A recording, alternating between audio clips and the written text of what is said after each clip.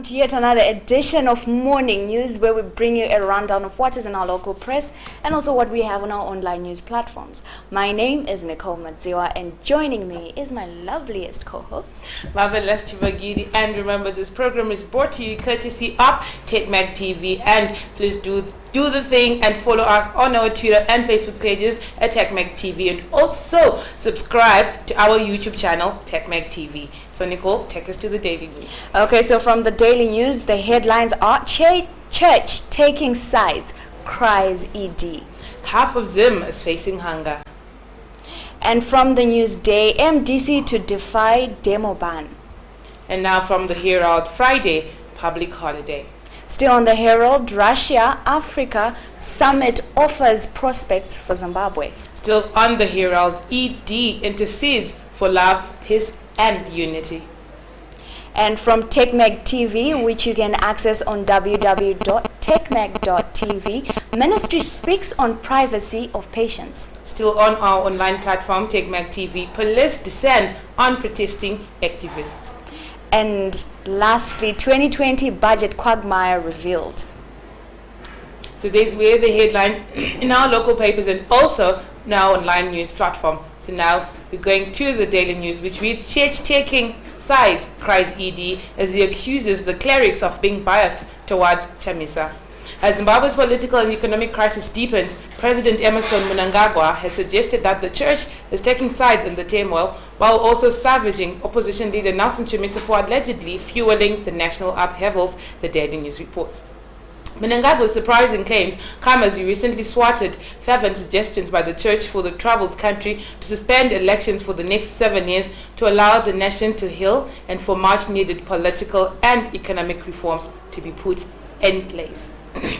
So there was the prayer meeting, which was held yesterday, which is taking social media, particularly Twitter, by storm, as the First Lady, Maya Auxilia Mnangagwa, was crying during the prayer meeting, and people were simply saying, well, Gucci Grace was pretty dramatic, but this takes the cup.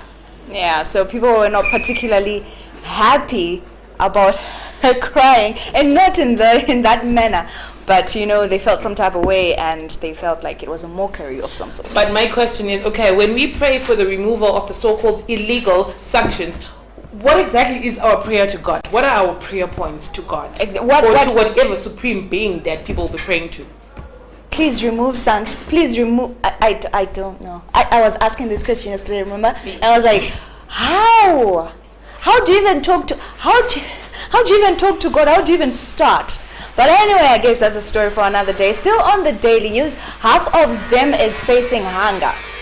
So a fresh report by a conglomeration of relief agencies, non-governmental organizations, NGO, and the government has warned that half of Zimbabwe's population is facing starvation unless urgent measures are taken to avert the looming crisis. This comes as the government has started importing about 800,000 metric tons of grain, mainly from Tanzania and South Africa, to feed already starving people in rural areas and large parts of perennially drought regions.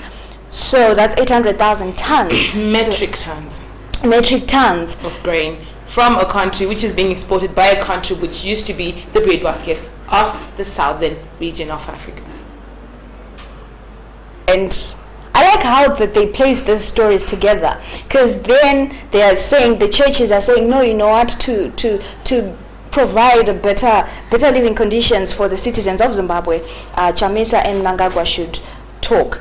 And then they put the effects of not talking just right beside that article. But, oh wow. Moving on to the Newsday, MDC to defy demo ban. The opposition MDC is vowed to go ahead with its planned demonstration on Thursday to vent their anger over President Emerson Mnangagwa's handling of the economy. The protest comes a day before a government-led anti-sanctions march, setting the stage for potential clash with ruling party supporters. Police banned the opposition's planned protest at the weekend, with Officer Commanding Harare Chief Superintendent Oscar Mugomeri saying the opposition's notice failed to meet some requirements of the Public Order and Security Act, that's POSA. Wow. So So they are going ahead. Well, they're still going ahead with their Demo. demo, which is tomorrow, right? Today's what? Tuesday. Yeah, today's. Oh, so which is a day after tomorrow, which is a day before the anti-sanctions march, which is led by the government. A very good morning to Kathy Tawarai Mwela, and he says Tapo. A very good morning to Silent Fire, who says good morning, Take My Team, and Matilda, who's saying, hey guys, a very good morning and thank you for watching. Please do share with your friends the link so that they also join our live broadcast. Okay, so moving on to the Herald, Friday, public holiday is another headline day, and the story there reads,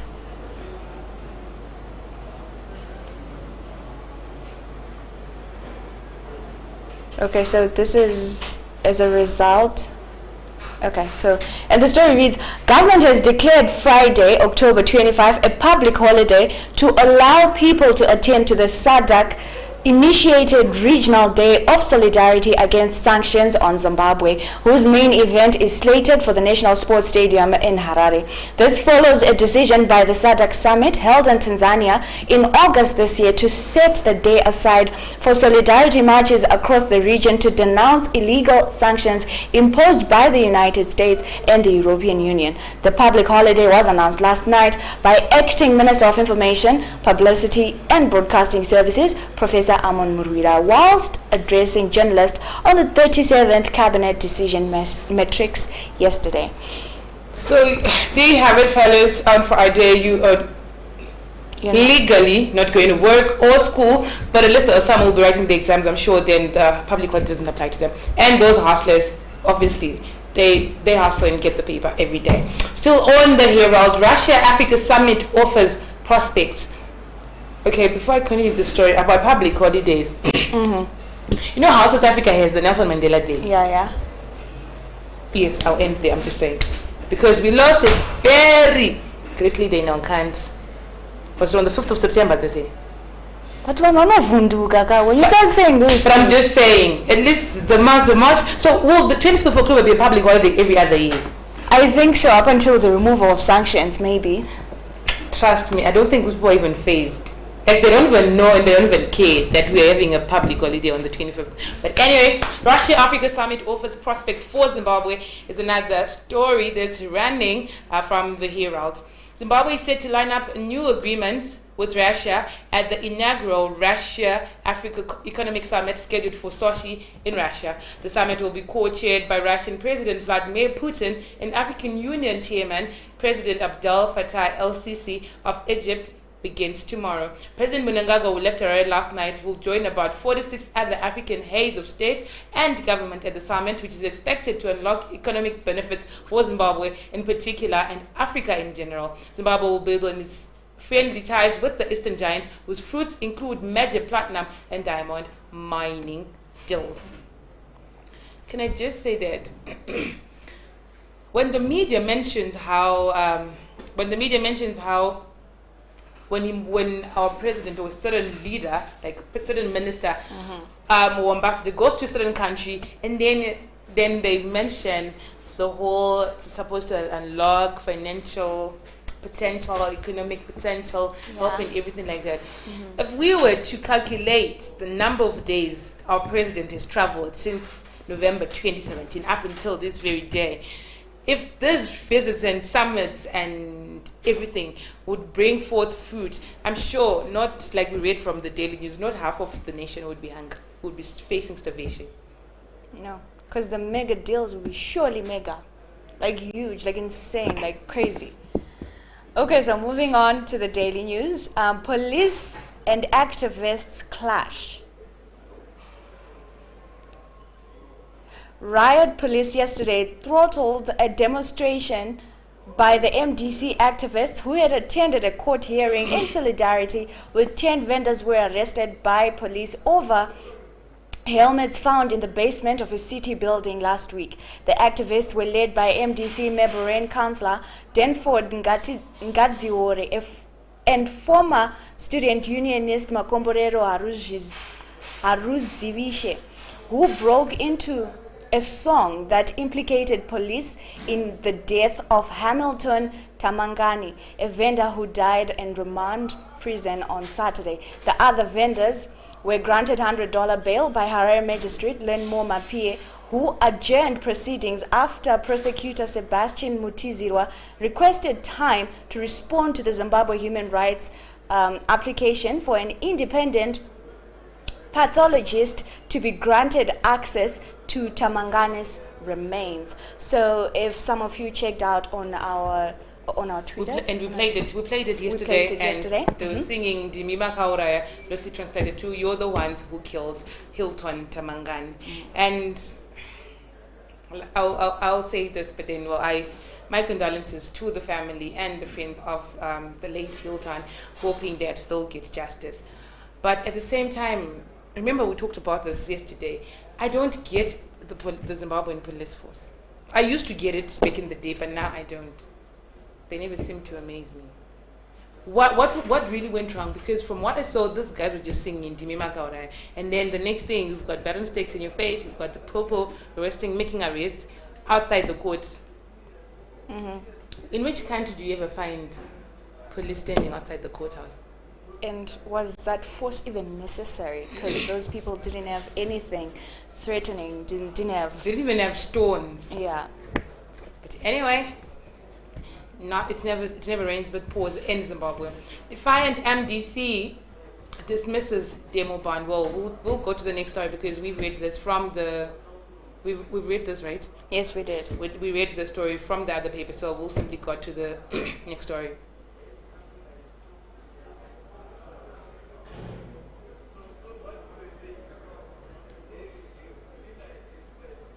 Okay, so moving on to the next story. No more fuel. Need to take that one. No more need to queue for fuel. Local company EZFuelapp.com has launched its first patent-registered mobile application which enables Zimbabweans to purchase fuel online. The mobile application is now available for download on Google Play Store and Apple App Store. Users can then redeem fuel via the EZ Fuel app at approved pickup points or service stations all over the country. And I quote, "The idea came to us after losing a liter here and there with prepaid coupons. For example, you're topping your car and you have a 20-liter coupon. Your car only needs 18.46 liters to fill up. Consumers are losing out on the balance," said marketing director for InDev Tech Private Limited, Azar Khan. To redeem fuel, one has to take their phone to the selected pickup point. The application also keeps users up to date where Easy Fuel is accepted and redeemable. Oh, that's quite an innovation. That's quite an innovation. Yeah. Okay. Still on the daily news. Statue in honor of Changirai. The MDC will erect a life-size sculpture at the party's headquarters in Harare in honor of its founding president, the late Morgan Changirai, before the end of the year, the party's Secretary General Charlton Wende has said. Wende said the statue of the late Changirai, who died on February 14, 2018, is part of the opposition's party's 20th anniversary celebrations, and I quote, "The MDC is calling on artists who can make a life-size statue of Changirai to submit their proposals and bids by October 30. Oh, it sort of like reminds me of, do you remember, is it Dominic Benura's statue of Mugabe that trended? Which was rather a shame. Yeah. But then it was there by the blue roof when it was unveiled, which means that Mugabe actually appreciated and loved it. But it looked nothing like him anyway. Still on the daily news, doctors mark 50 days of strike. Striking doctors yesterday marked 50 days of incapacitation and vowed to continue with their job action until their allowances are paid at the prevailing interbank rate.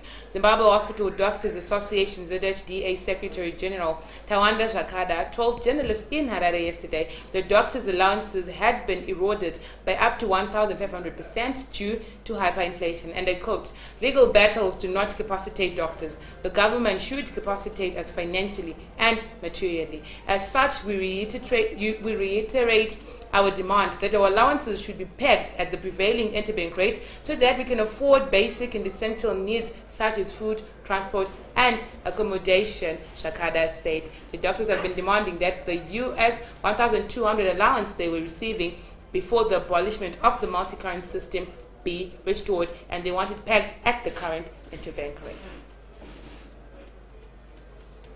So day 50 was yesterday, right? Yeah. So today is day 51 51 of the doctor's incapacitation.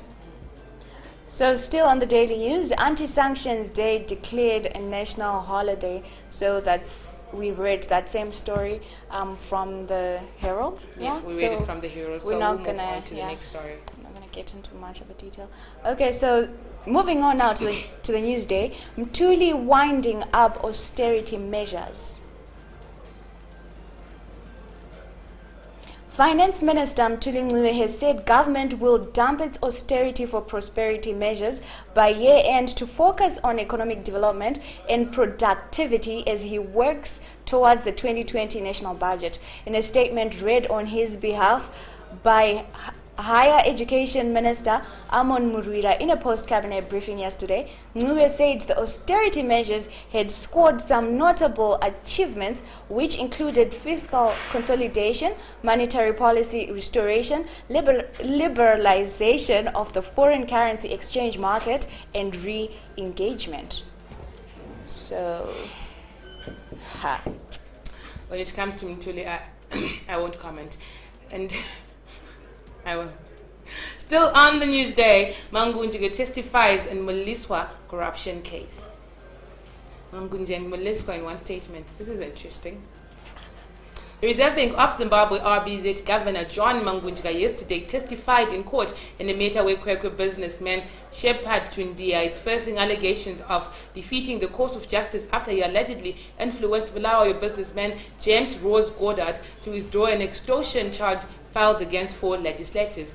Mangunjige, who testified as a state witness, admitted to have met Twindia in his office, saying the latter had come with a tip-off that some members of the National Assembly were using the RBZ governor's name to steal money from Goddard. He said that he met Twindia for the second time together with Goddard and discovered that Goddard's story concurred with Twindia's, but however failed to produce evidence that Temba Muliswa and the other 3 MPs were using his name to extort money from the businessman.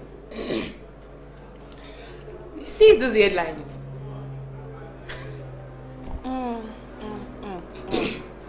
No comment. It's ridiculous. Okay, still on the news day, Zim pulls out of Miss World 2019. I actually didn't know if we still partook in this, but the story there reads: Zimbabwe will not be represented at this year's Miss World pageant at the Excel Arena in London in December after organizers cancelled the local event. Miss Zimbabwe Trust Administrator Lauren Chawanda Mukoti said reigning Miss World Zimbabwe Belinda Potts would have her reign extended to next year. And I quote, "We can't be celebrating when people are crying. The Queen is the people's representative. So when people are crying, she must be crying with them." Close quote, she said. Okay, here's the thing.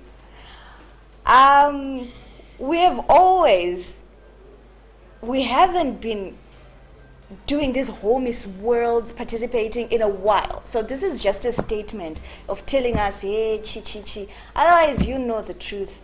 We ain't gonna participate. Maybe that's another man. Yeah. So well, if the GMs, a whole team of women and their coach and the technical team had to postpone their match because tickets weren't bought on time, what about one single grown woman who wants to visit London and participate in a pageant?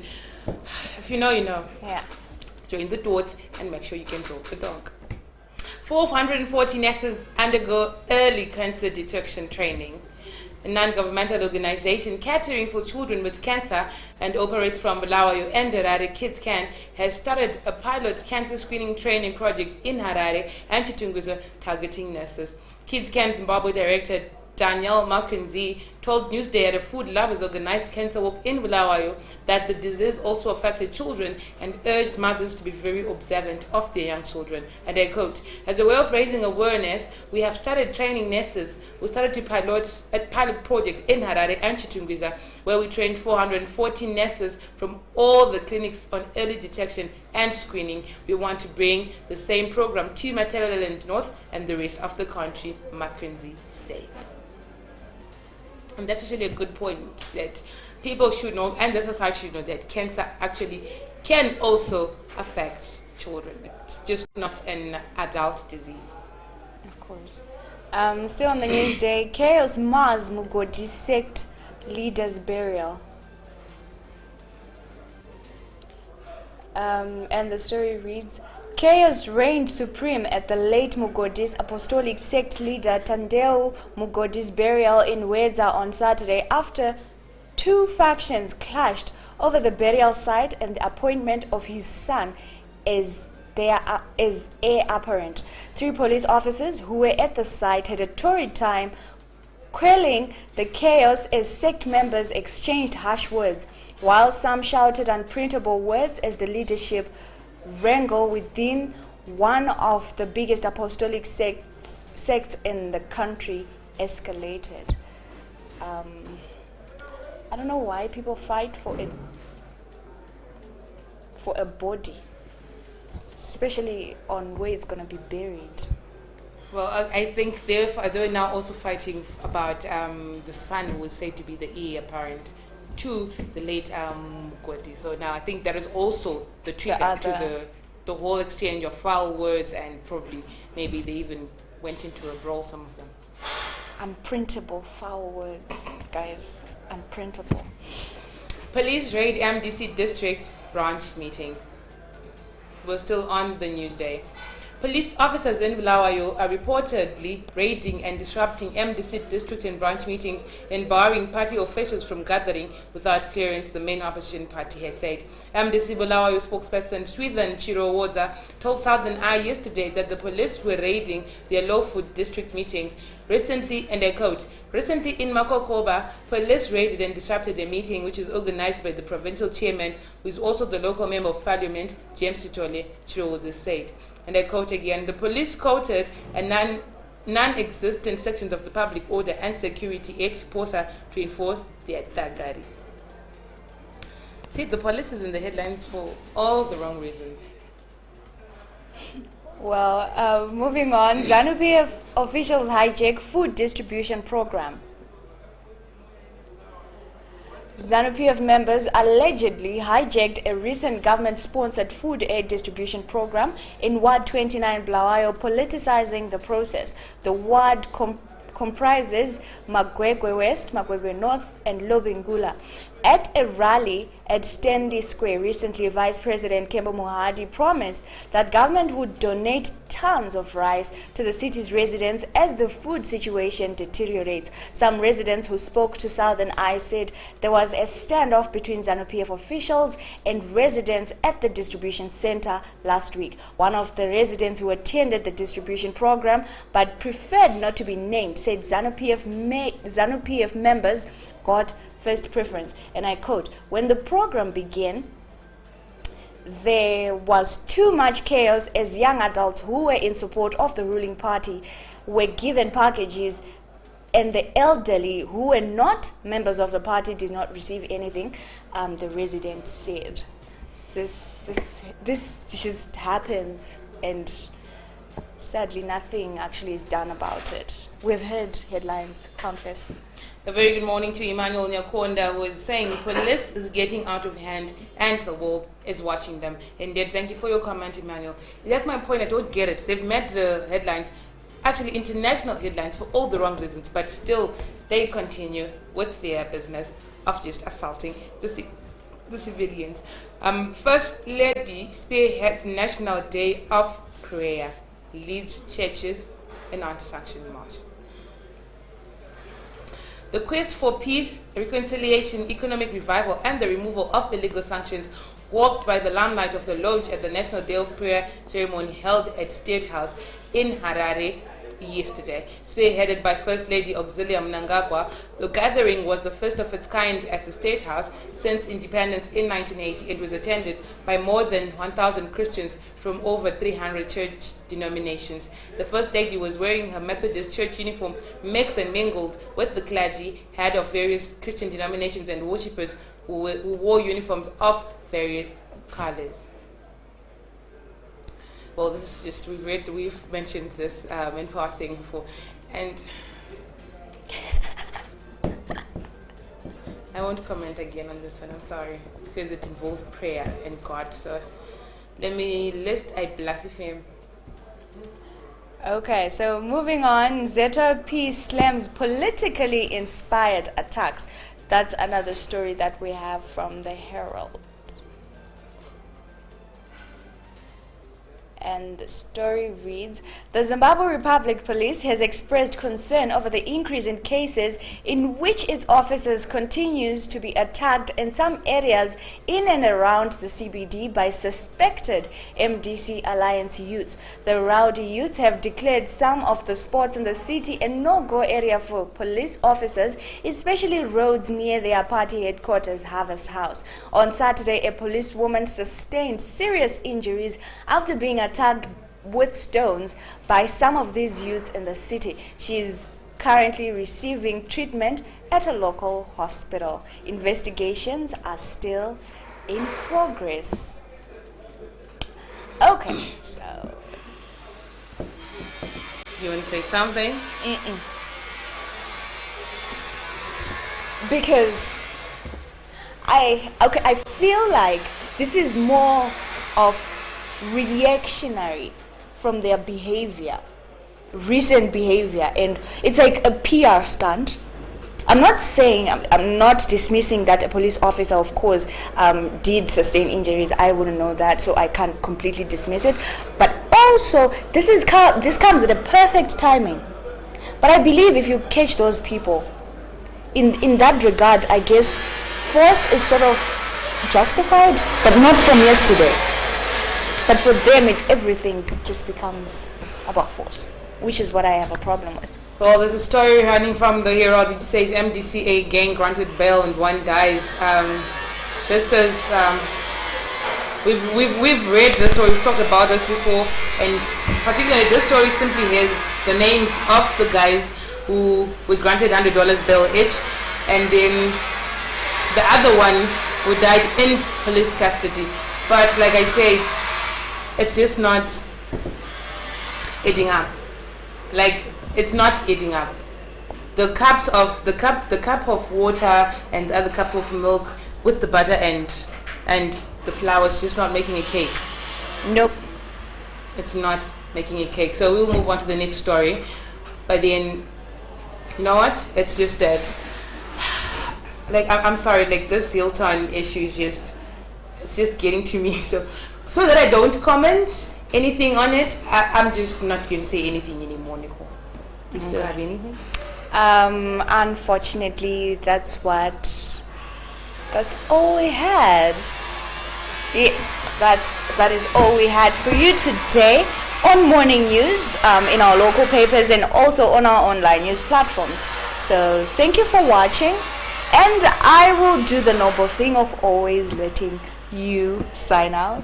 So remember to always follow us on our Twitter and our Facebook pages, at TechMagTV and also at TechnoMag, and remember to visit www.technomag.co.zw and www.techmag.tv. So from us and the crew behind the scenes, it's a beautiful Tuesday, so make it productive and fruitful. And from the crew behind the scenes and the two beautiful ladies who give you the news in the morning, have a marvelous one.